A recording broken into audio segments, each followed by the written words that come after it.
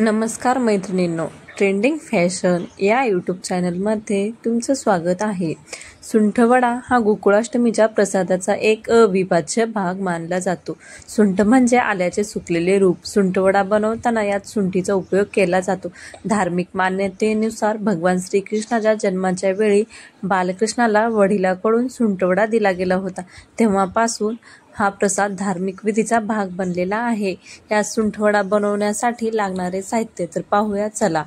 सुंठवडा बनवणे सोपे आहे, परंतु त्यात वापरले जाणारे घटक योग्य प्रमाणात असणे आवश्यक आहे।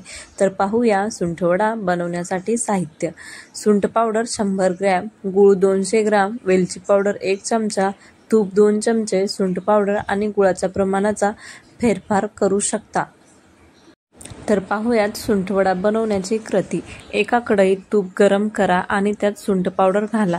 सुंठाला हलकं भाजून घ्या। नंतर त्यामध्ये गूळ घालून मिश्रण चांगले एकजीव होईपर्यंत हलवा। मिश्रण घट्ट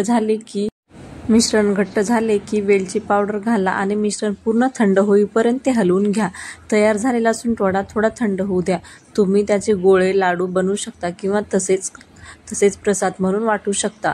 सुंठीमध्ये असलेले औषधी गुणधर्मामुळे ते अनेक आरोग्य समस्यांवर उपयुक्त ठरते।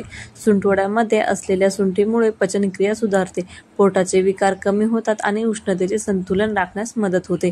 यामुळे शरीरातील विषारी घटक बाहेर फेकले जातात आणि रोगप्रतिकार शक्ती वाढते।